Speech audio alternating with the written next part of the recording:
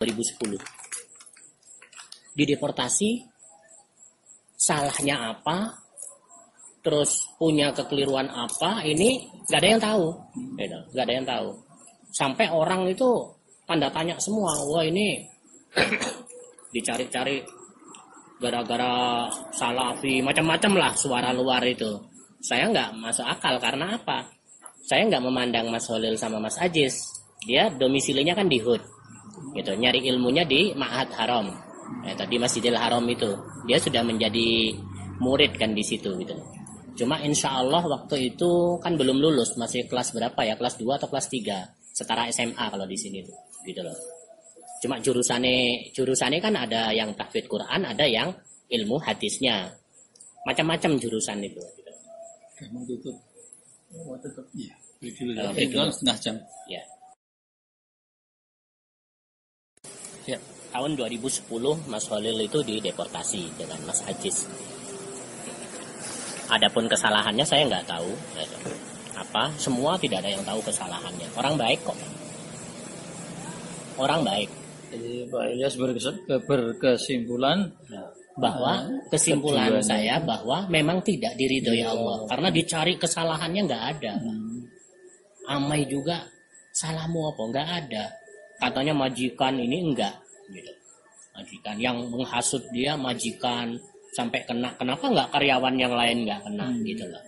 Ternyata kesimpulannya memang tidak diridhoi Allah ini, gitu loh. Tidak diridhoi Allah. Akhirnya dipulangkan oleh Allah tahun 2010 itu sebelum lulus, sebelum diwisuda. Nek ngantek lulus minta. Nek ngantek lulus koyo opo, gitu loh omongane. Wong gak lulus ae wani ngomong kok, gitu loh. Kan gitu.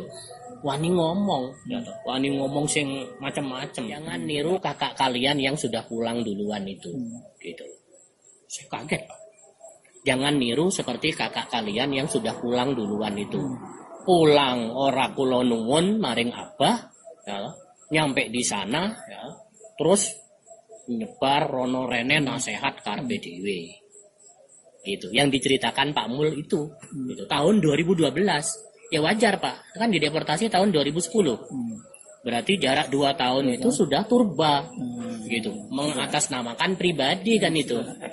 Action udah itu, datang ke daerah-daerah.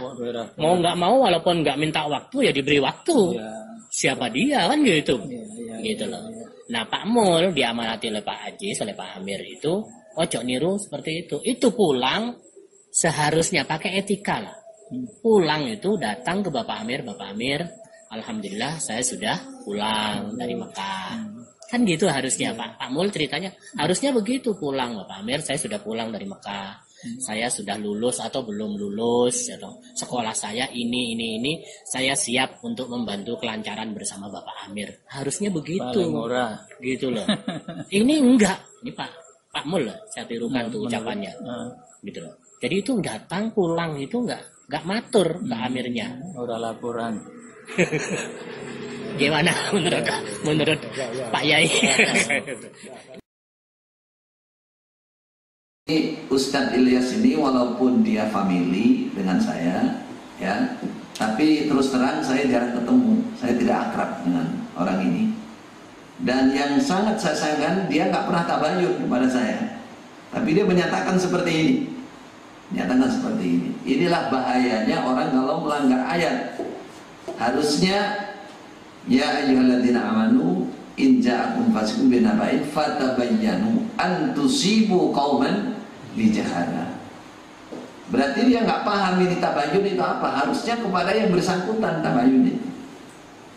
Sama dengan tadi, ada tim dari Malang, ada yang jauh, Pak Tojin dari mana tadi? Dari Bukit Tinggi jauh-jauh. Nggak tahu mereka namakan apa itu, cari info ke Malang ketemu Pak Ilyas, terus memastikan, menghukumi, terus ini disebar. Harusnya kalau dia ngerti ayat, ngerti tabayun kan datangnya ke Kediri, datang ke saya masih ada. Kalau memang orang niatnya baik. Pernyataan selanjutnya, intinya kata Ustadz Ilyas ini, tidak ada kesalahan apapun ya, kalau saya mengamati memang tidak diridhoi oleh Allah. Maksudnya saya dan teman saya ke Mekah cari ilmu itu tidak diridhoi oleh Allah. Kalau sampai lulus, kata dia, dah niyo kaya apa? Nah, dia kaya apa? Temennya bilang apa? Ora lulus saya kaya ngono. Piye nek lulus? Artinya dia menekankan bahwa di Mekah saya dan Ustadz Abdul Aziz tidak lulus. Pertama. Yang kedua, dia membatasi bahwa saya cari ilmu di sana itu nggak diridhoi oleh Allah. Kemungkinan maksud dia karena lari dari apa itu kasus Marisal. Tadi saya sudah nyebutkan itu.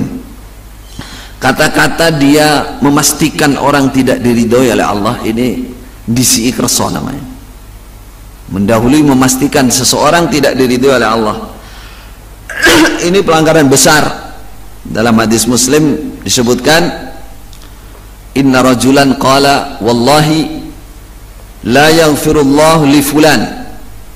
Ada seorang laki-laki, kata Nabi, dia mengatakan, wallahi demi Allah, la yaghfirullahu li fulan, Allah enggak mengampuni si fulan ini. Ini hampir sama, ini mirip. Dua orang itu enggak diridhoi oleh Allah. Itu. Kata Nabi, beliau mengatakan, wa innallaha qala, Allah langsung menjawab, man dzalladzi yata'alla alayya alla aghfira li fulan. Siapa yang bersumpah itu mendahului kehendak saya bahwa saya enggak ngampuni si fulan, fa inni qad ghafartu li fulan, saya mengampuni si fulan, wa ahbattu amalak, dan saya lebur amal kamu karena kamu telah mendahului kehendak Allah. Hati-hati, ini ucapan orang yang merasa benar, ya, padahal beritanya belum pernah tabayun dengan saya, belum pernah nanya, hanya mendengar berita, diceritakan ke orang, dibesarkan, dipastikan, disiarkan. Saya tambahkan, saya lupa tadi, bahwa dibilang saya istilahnya bergerak tanpa izin dan lain-lain, itu nggak benar. Itu nggak benar. Jadi kegiatan saya pulang dari Mekah itu ingin membenahi dari dalam hal-hal yang salah, tapi kita ikuti iramanya, ya. Kalau gerakan saya saat itu, kalau keluar ke daerah, ada kalanya nerobos, ya, ada kalanya asrama, dan itu semua sudah ada izin, itu semua ada izin. Jadi bukan seperti yang diberitakan pelencing rono pelencing ini karepe dhewe, enggak. Itu bikinan, ada yang bagian nyeting berita seperti itu. Nah, itu naudzubillah min dzalik. Seperti mungkin ini dia enggak mentolok untuk menyebutkan yang dikatakan merencanakan ingin jadi imam, bikin kudeta, ingin merebut harta sabilillah, yang dikembang-kembangin itu, diberitakan itu, yang dibawa oleh penerobos itu, disiarkan itu semua berita settingan. Saya masih ada, teman saya masih ada, silahkan kalau mau klarifikasi, dan silahkan kalau mau dipertemukan. Jadi berita yang disebarkan itu tidak benar, itu tidak benar.